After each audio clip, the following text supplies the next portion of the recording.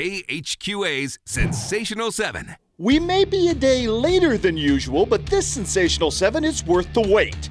We kick things off, literally, with a super kick from Hannibal's Katie Greening to help jumpstart a huge week for the Lady Pirates. This upper 90 volley from distance was the highlight of a Monday night win over Chillicothe, the ignition point of a run that saw Eric Hill's squad sweep its way through the Hannibal tournament to title over the weekend. On the gridiron, just one score was all it took and all we'd get on Friday in watching the Brown County Hornets claim a share of the WIVC North title.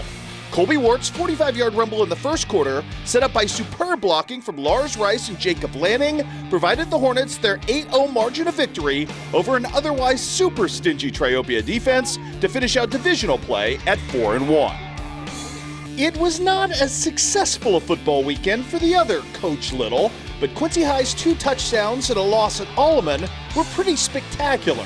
A 24-yard Jack Rupert scoop and score here to open the affair, and then a 79-yard Clay Hansen touchdown reception streaking along the sidelines that staked the Blue Devils to a lead for 2 quarters, albeit ultimately in a 16-14 defeat. A Thursday night football contest between Rushville Industry and Macomb served to remind us of the brute physicality of Rocket-back Cretan Allen, who delivered both a crushing pancake block in the end zone to pave the way for a 2-point conversion, as well as an absolute run-over of a Bomber defender, all of it in a 44-26 victory.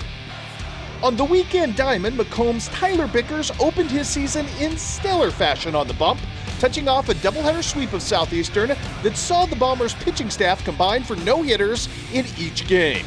Bickers had 7 strikeouts and 3 innings worth of work in the opener to set the tone for the day in a 10-0 victory.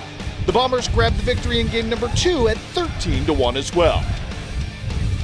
And speaking of Macomb, the Bomber football team may have lost to Rushville Industry on Thursday night, but Jack Duncan and JT Jeter pulled off the Hail Mary act to perfection on an untimed down to end the first half, with Duncan somehow escaping a collapsing pocket to find his freshman wideout all alone in the corner of the end zone. We turn to the pitch for our grand finale as Quincy University men's soccer grabbed its first victory over Southern Indiana since 2014 in the GLVC Conference quarterfinals on Monday. But the 1-0 victory didn't come easily. The Screaming Eagles afforded a breakaway opportunity here when Michelle Barletta comes off his line to thwart a shot attempt, and what ensues is pure defensive brilliance as both Spencer Van Nest and Craig Chisholm make ultimately game-saving individual defenses of an open net. Defense rarely gets celebrated to this degree on the highlight clips, but here's to a pair of heroic Hawks changing the paradigm and keeping this stellar season alive. Sensational 7 style.